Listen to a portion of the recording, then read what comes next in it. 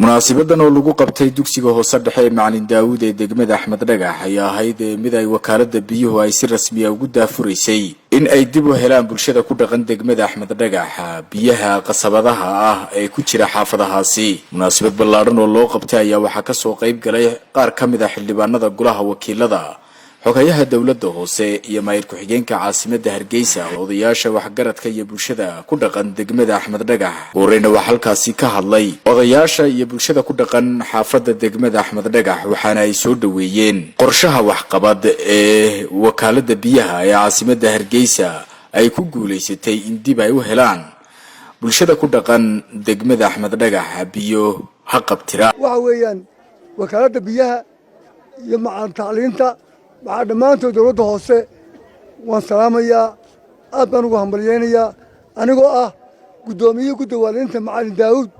dhammaantood waan salaamayaa. xaafaddu tacliintuna waa ka socotaa, nabadgelyaduna waa joogtaa, biyihiina qayb baa heshay, qaybta labaadna way sugaysaa. inta cabtayna aad bay idinku mahadnaqaysaa, inta aan cabbinina in biyuhu soo gaadhaan oo gurigaa Suldaan Barre ku jiri jiray beebkii la hormariyo oo xaafad waliba markaa guri waliba ka tallaasho aad bay ugu baahan tahay xaafaddaasi. oo maareeyaha wakaaladda biyaha Masar Daarood ayaa isna biyogelin ku sameeyey dugsiga hoose dhexe Macalin Daawud. biyahaas waan ugu mahadnaqaynaa, waa kuwa imika way ku socdaan. rooyga iyo maanta lagu fadhiyana waa isaga biyaha weeyaan. meel walba waan ku rushaysanaa, waan ku meernaa, dhirtaas waan ku beeranaa. alxamdulillaah waa mahad loogu aanu ka sugaynay, waa mahad aan mar walba Ilaahay ugu mahad celinayno. dadka xaafadda Axmed Dhagax jooga in badan way haraadanaayeen, maasha Allah maantana dad badan way cabeen, inna may wali gaadhino way socotaa wali processki oo dhawaan bay ahayd. insha Allah waxaan u rajaynayaa dhammaan degmada Axmed Dhagax iyagoo biyaha ka dharga biyahan wada cabno.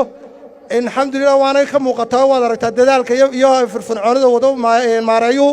aad iyo aad baynu ugu mahadnaqaynaa, boqolkiiba boqol baynu u mahadnaqaynaa.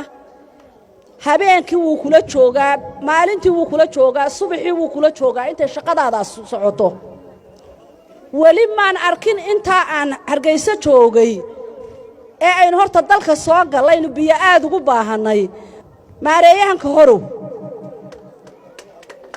galabtii buu nala joogaa, oo subaxii buu nala joogaa, oo habeenkii buu nala joogaa, oo islaam walba wuxuu leeyahay ma dhaansata biyaha aad cabbaysaa caynkeebay u maxamed na waynu u mahadnaqaynaa.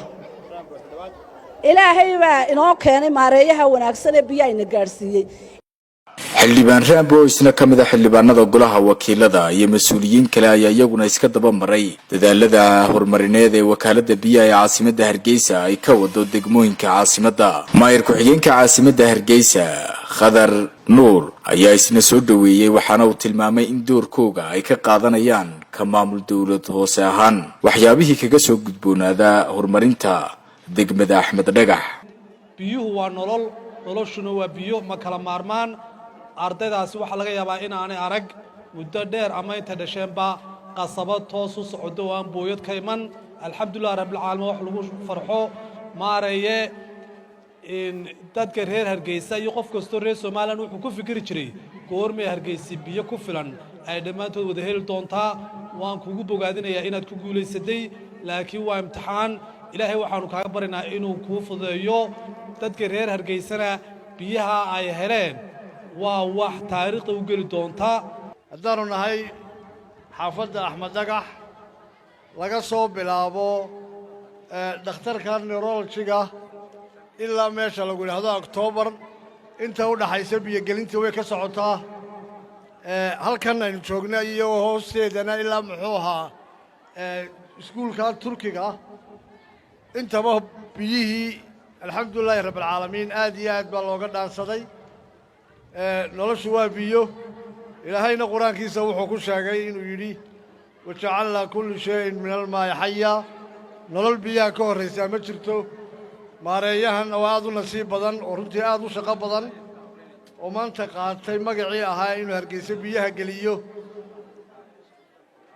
baahida ugu weyn ee Hargeysa soddonkaas sannadood qabtana ay biyo ahayd waxaynu ugu mahadnaqaynaa Ilaahay iyo xukuumadda iyo maareeyaha hawsha inoo fududeeyey waxqabadka ay muujiyeen tiimka uu hogaaminayo Maxamed Cali Daarood iyo wakaaladda biyaha ee Hargeysa haddaanu nahay maamulkii caasimadda annaga waa noo farxad inay dadkayagii biyo ay cabbaan oo ku filan ay helaan caasimadda guud ahaan maanta waxaa naga dhacaya culays badan markay toos qasabaddii halkan loo soo geliyo ee biyahaasi halkaas si rasmiya u buuxsamaan waxaa noo seefgaraysmaya oo kharashka aynu leexinaynaa horumarka kale caasimadda ka socda waxaa la seefgaraynayaa shidaalkii baabuurtii enerjigii kale shaqaalaha gelayey wax badan buu maxamed inoo seefgareeyey aad iyo aad buu ugu mahadsan yahay sidoo kale dee qof kastoo reer Hargeysa booyad buu istawa waday booyaddii baynu ka raysanaynaa aad iyo aad baan ugu mahad celinaynaa jazaakallahu khayr maareeyaha wakaaladda biyaha Maxamed Cali Daarood ayaa ka warramay dadaalada horumarineed ee wakaaladda biyuhu ay ka wada guud ahaan caasimadda iyo degmooyinka waxaana uu tilmaamay inay sii wadi doonaan inta dhiman ee aan la gaarsiinna ay ku guda jiraan sidii ay u heli lahaayeen biyo ku filan waxaan ku boorinayaa dadka reer Hargeysa guud ahaan iyo bulshada halkan fadhidaba inay mar kasta runtii shaqada adag ay qayb ka ahaadaan wacyigelinta bulshada qayb ka ahaadaan la shaqaynta hawlwadeennada wakaaladda biyaha qayb ka ahaadaan hawl badanna way noo taala degmada iyo xaafadan gaar ahaan intii aanay weli biyuhu gaadhinna iyagana hawshoodu way u socotaa wax maanta halkan ku dhammaanaya maaha dadku yaanay odhan haddii halkan xafladdii lagu qabtay sheekadaasi waa dhammaatay sida ayaanay u fahmin hawshoodu way socotaa insha allah sidaanu habeen iyo maalinba idinla joognuun baanu idinla joogaynaa